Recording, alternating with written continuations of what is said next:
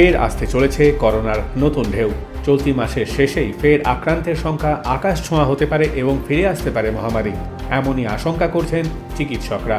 পরিস্থিতি সামাল দিতে মাস্ক ও সামাজিক দূরত্ব বিধি ফের মেনে চলার পরামর্শ দিচ্ছে চিকিৎসকদের বিভিন্ন সংগঠন। বিশেষজ্ঞদের মতে শীত ও বসন্ত মরশুমে সাধারণত ইনফ্লুয়েঞ্জা ভাইরাসের সংক্রমণ বাড়ে, তবে ক্রমাগত JN.1 ভ্যারিয়েন্টের আক্রান্তের সংখ্যা বাড়তে থাকায় ঘরোয়া ইনফ্লুয়েঞ্জায় সংক্রমণের গ্রাফ নিম্নগামী হচ্ছে। তবে করোনার বাড়বাড়ন্তের আগাম সতর্কতা হিসেবে মাস্ক পরা ও ভ্যাকসিন নেওয়ার উপর জোর দেওয়া হচ্ছে। করোনার উৎসস্থল চীনেও বাড়তি সতর্কতা অবলম্বন করা হচ্ছে।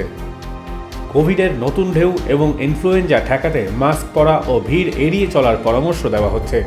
ঠান্ডা ও জ্বরের উপসর্গ থাকা রোগীদের সংস্পর্শ এড়িয়ে চলার পাশাপাশি এই উপসর্গ শরীরে থাকলে রোগীকে নিভৃতবাস ও চিকিৎসকদের পরামর্শ নিতে বলা হচ্ছে।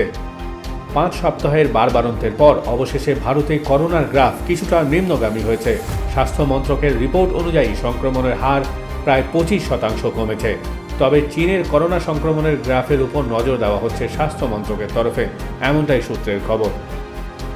Bureau report, West Bengal live.